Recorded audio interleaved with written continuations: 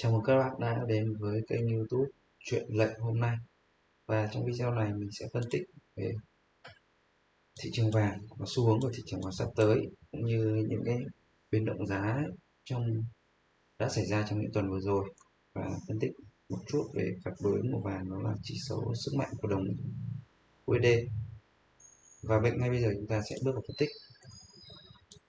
Ở trên chart tháng chúng ta đang ở một kênh giá tăng, và những cái điểm quan trọng của chart tháng đó là nút OV đây, hai cây nến OV này, vùng dâu của cây nến tháng 2 năm 2025 và ngay vùng dâu hiện tại của cây nến tháng 4 này. Chúng ta bước vào đến tuần. Ở trong các tháng thì chúng ta trong một tháng của 4 tuần, vậy thì cái nơi mà chúng ta phải focus rất là nhiều đó là tuần cuối cùng của tháng và tuần đầu tiên của tháng. Nó sẽ quyết định xem đó có phải là một cái nến mở rộng không. Đây chúng ta cùng nhìn cái nến hay, cây nến ngày tuần đầu tiên của tuần, tuần cuối cùng của tuần làm cây nến giảm, thì xác định cái tuần tiếp theo có thể là một tuần tăng giá, đúng không ạ? Bởi vì tuần đầu tiên là giảm, tiếp theo vào ngay tuần đầu tiên của tháng là giảm, thì tuần tiếp theo có thể là một tuần tăng giá, và chúng ta dựa vào những cái dự kiện như thế chúng ta đánh.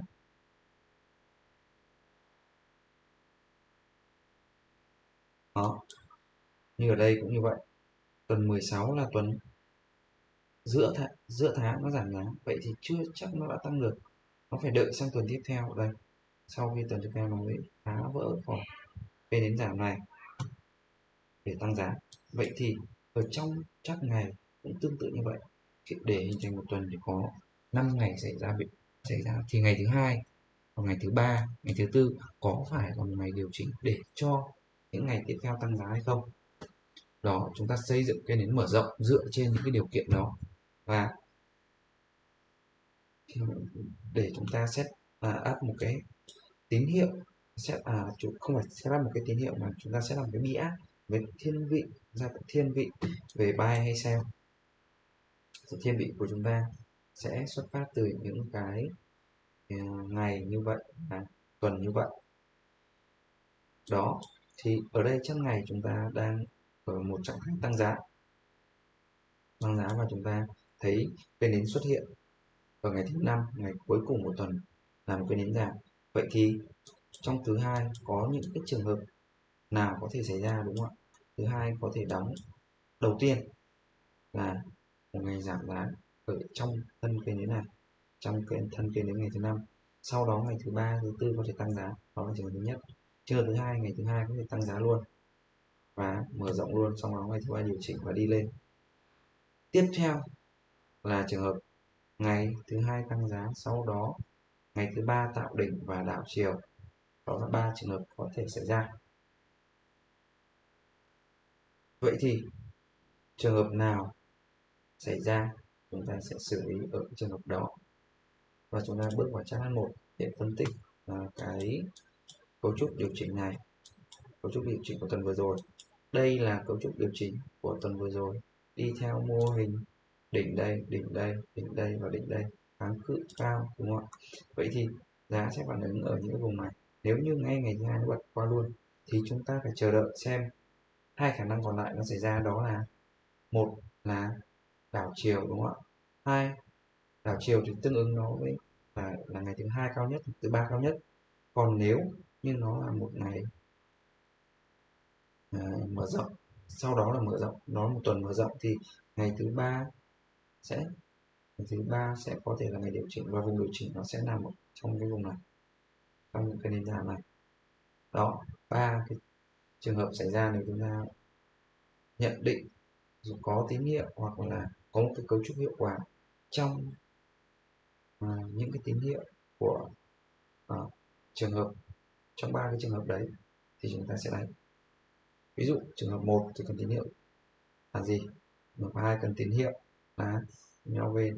Trường hợp 3 nếu mà extension mở rộng thì chúng ta sau sự điều chỉnh phải là trường hợp tăng giá. Chúng ta dựa vào những cái tín hiệu của ba cái trường hợp này chúng ta sẽ đánh. Đó là về phân tích về vàng. Tiếp theo chúng ta sẽ phân tích các đối ứng của vàng và tiền tệ, đó là chỉ số đồng đô la. Ở trên chart tháng thì chỉ số đồng đô la đang trong một đợt giảm giá vì những cái tín hiệu tiêu cực trong thị trường tài chính do tổng thống Donald Trump tạo ra.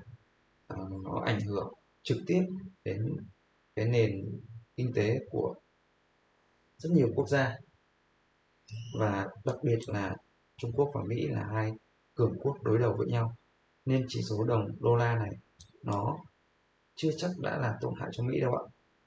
Chỉ số đồng đô la giảm giúp cho đẩy mạnh cái lợi thế cạnh tranh của Mỹ, có nghĩa là đẩy mạnh cái lợi thế cạnh tranh của hàng hóa Mỹ đi xuất khẩu ra nước ngoài, từ đó có thể tạo thêm công ăn việc làm và tái tạo những cái việc làm cho chính người dân Mỹ, từ đó đẩy cái bảng lương phi nông nghiệp lên một cái chỉ số có thể tốt hơn. Nhưng trong ngắn hạn nó có thể làm sao giảm giá, đúng không ạ? Nó giúp tái tạo lại nền kinh tế của Mỹ, thay vì một nền kinh tế già nua thì sẽ tái tạo lại để tăng cái vị thế cạnh tranh của hàng hóa Mỹ trên thị trường quốc tế. Đó là cái nhận định cá nhân của mình về cái phân tích cơ bản.